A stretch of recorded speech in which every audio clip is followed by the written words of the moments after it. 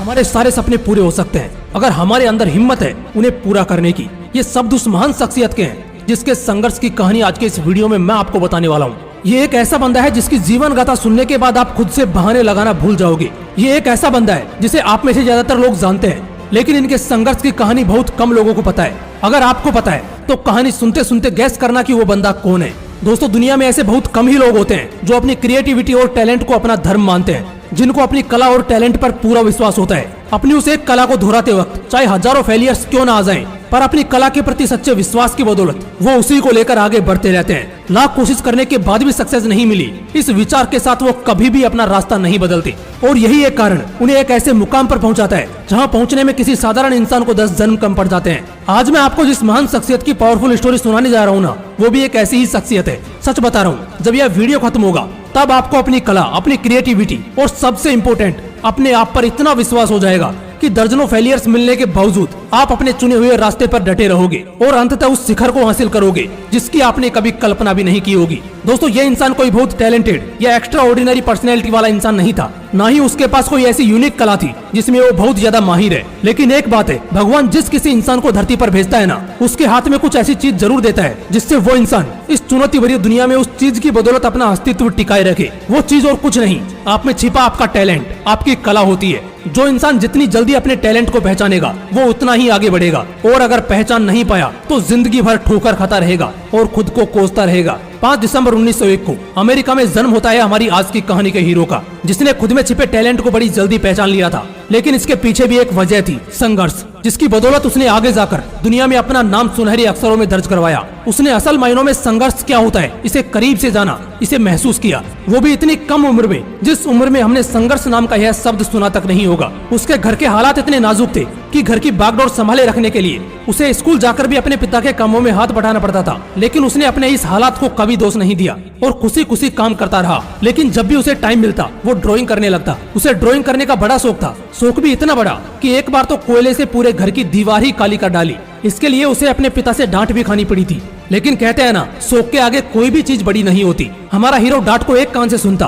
और दूसरे कान से निकाल देता, और फिर से जहाँ जगह मिले वहाँ ड्राइंग करने लग जाता। मात्र 7 साल की उम्र में उसने अपने पड़ोसी के घोड़े की पेंटिंग बनाई, और यह उनके पड़ोसी को इतनी पसंद आई कि उन्होंने इस पेंटिंग को पैसे देकर खरीद लिया। जब भी कभी वक्त मिलता तो वो नाई की दुकान में जाता और वहाँ बैठकर मैगजीन में छपी तस्वीरों को ड्रॉ करता और नाई को दे देता। नाई उन पेंटिंग्स को अपने दुकान की दीवारों पर लगाता था, बदले में नाई उसके फ्री में बाल काट देता। मगर उसका मकसद यह कभी नहीं था। वो पेंटिंग्स इसलिए बनाता था ताकि जो भी लोग वहाँ बाल कटवाने के लिए आए वो उसकी पेंटिंग्स को नोटिस करें और उसके टैलेंट को पहचाने। और धीरे धीरे ऐसा होने भी लगा। मगर घर के हालात बिगड़ते जा रहे थे, इसलिए उसे अपने पूरे परिवार के साथ गांव से शहर में रहने के लिए आना पड़ा, क्योंकि शहर में पेट पालने के लिए छोटा मोटा काम तो मिल ही जाता है। लेकिन बहुत दिनों तक उसके पिता को कोई काम नहीं मिला।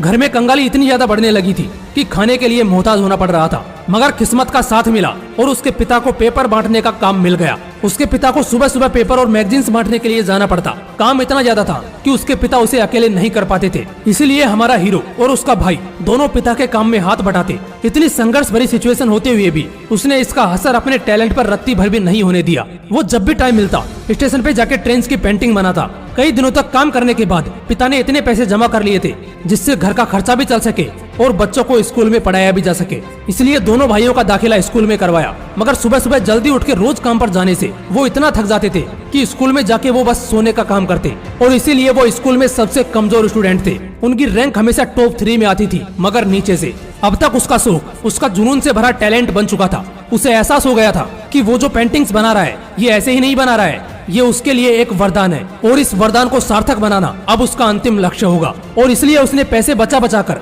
एक आर्ट इंस्टीट्यूट में दाखिला ले लिया। जब ये 19 साल का हुआ तब वर्ल्ड वॉर 1 खत्म ही हुआ था। इस बार उसने आर्मी ज्वाइन करने का सोचा। वो आर्मी ज्वाइन करने के लिए गया, मगर वो सेलेक्ट नहीं हुआ।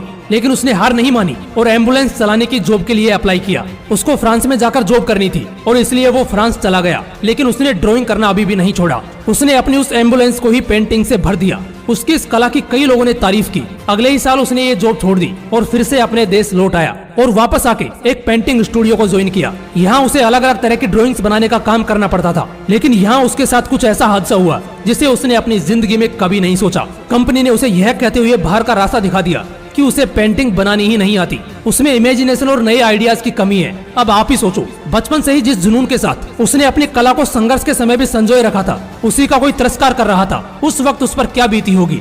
ऐसे हालात में मोस्ट ऑफ द पीपल खुद को हारा हुआ महसूस करते हैं, उनका अपनी कला और अपने आप पर से विश्वास उठ जाता है। लेकिन हमारा हीरो एक जांबाज था। अब तक जितनी कहानी मैंने बताई है उसमें आपको यह तो पता चल ही गया होगा कि हमारे हीरो ने किस तरह की परिस्थितियां देखी हैं और उन परिस्थितियों का किस तरह से सामना किया है। उसने इस अपमान को अपने ऊपर हावी नहीं होने दिया, उल्टा उसने अपमान का बदला लेने का सोचा और कैसे भी करके खुद की कंपनी खड़ी की। लेकिन कंपनी नहीं चली, उल्टा कंपनी के ऊपर इतना कर्जा बढ़ गया कि उसे कंपनी को बैंकरप्ट घोषित करना पड़ा। उसके पास एक बैग बची थी जिसमें कुछ कपड़े और पेंटिंग्स के सामान थे। वो बिल्कुल अकेला हो चुका था। लेकिन कहते हैं ना, जिसको खुद के ऊपर पूरा विश्वास होता है और जिसका साथ कोई नहीं देता, उसका साथ खुद भगवान देते हैं। इस करो या मरो वाली सिचुएशन में उसके भाई ने उसका साथ दिया और सेव करे हुए $2000 उसको दिए। हमारे जाबाज ने फिर से एक नई स्ट्रेटेजी से कंपनी शुरू की और वो कंपनी चलने लगी। काम इतना बढ़ने लगा कि लोगों को काम देना पड़ा।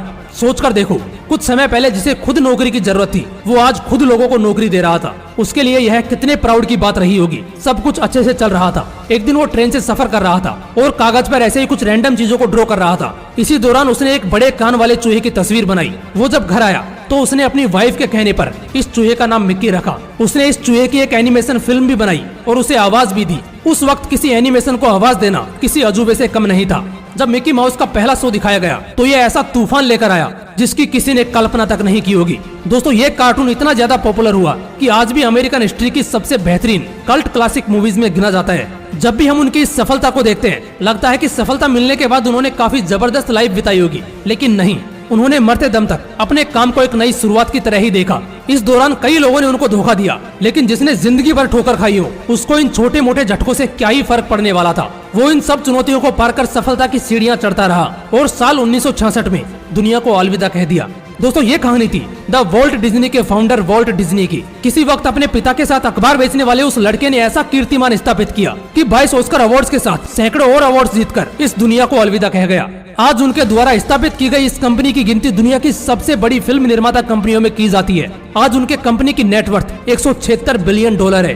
दोस्तों, दुनिया में कोई भी इंसान हो, फर्क नहीं पड़ता वो गरीब है या अमीर है, हर किसी को अपने स्तर पर संघर्ष करना पड़ता है। संघर्षों को पार कर अगर कुछ बड़ा करना है तो अपनी कला और अपने आप पर विश्वास रखो।